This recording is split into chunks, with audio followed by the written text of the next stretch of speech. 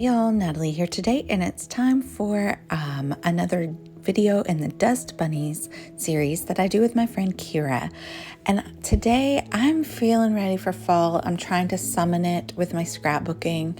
I don't know that it's working, but I'm going to scrap fall.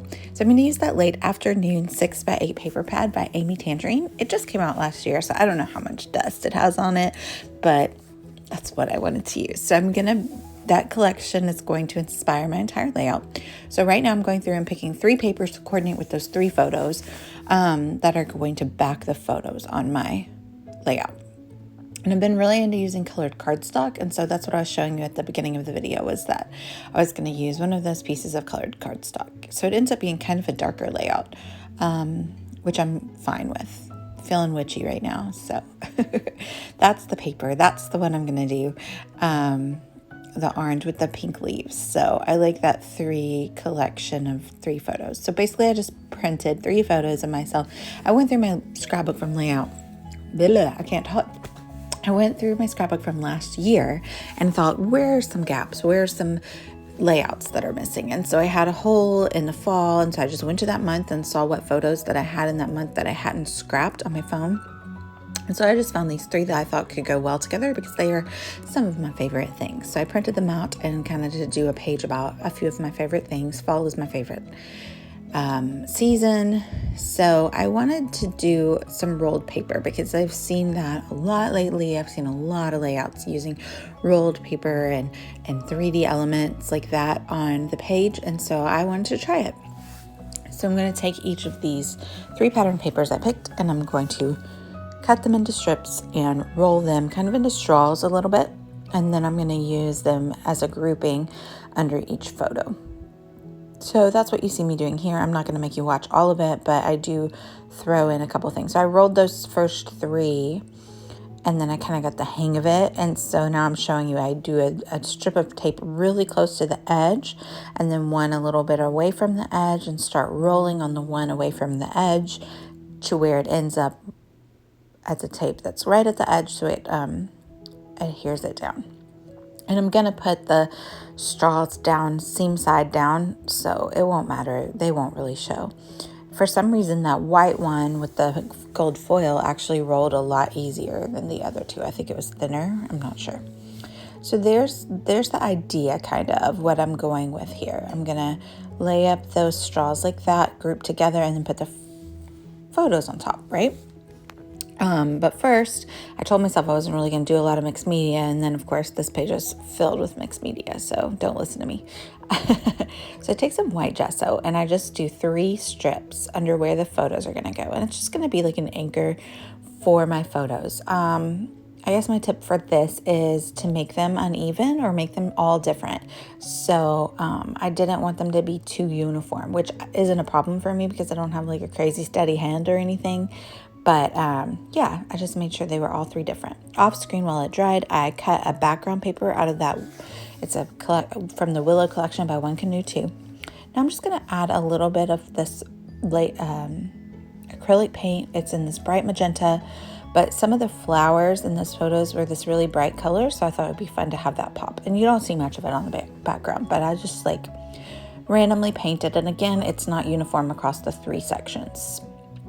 I trimmed down the cardstock a little bit on each side so that you could pop and see this little white and matching floral border around the edge.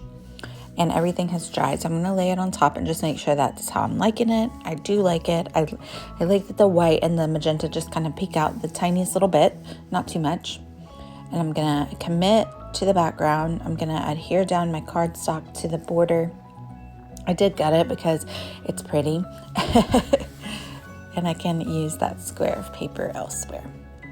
As if I don't have enough paper, right? I don't care. I'm a hoarder. Scrapbook hoarder, at least. So 1 strip of this ATG gun for each straw is enough to hold it down. I'm just making sure I get it really close together there because I do want them to all touch. And the mixed media to still show around the edges. So that's what I'm doing here. I'll take this opportunity to say that my friend Kira has an awesome layout on her channel today. I'm going to link it down below, so be sure to please hop over and see that. And if you came here from Kira's channel, welcome, hello. Please like and subscribe.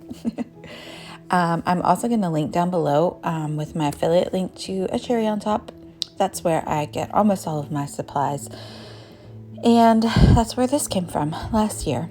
I don't think it's in the store anymore. I haven't checked, but you can check. But if it's not, it doesn't matter because there's a bazillion other adorable fall collections in there. I have some waiting in the wings to be used. Yeah. So I did slice off some of the ends of these straws and just like little different angles to give it a little bit of visual interest when I put them on the page, just so they weren't all like straight across. Yeah. So I'm liking how that looks. I'm going to back those photos in white cardstock off screen.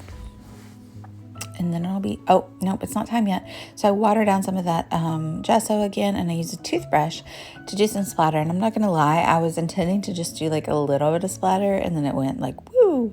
And then, like I said, mixed media all over the page, whatever.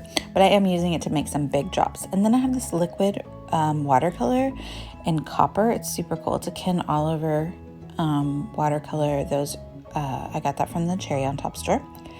But I like it because it shows up on that cardstock. It doesn't like soak into the cardstock, so it shows up on the dark cardstock, and it's really pretty. And the stickers in the collection that I'm using have gold copper foil as well, so that's why I went with that color.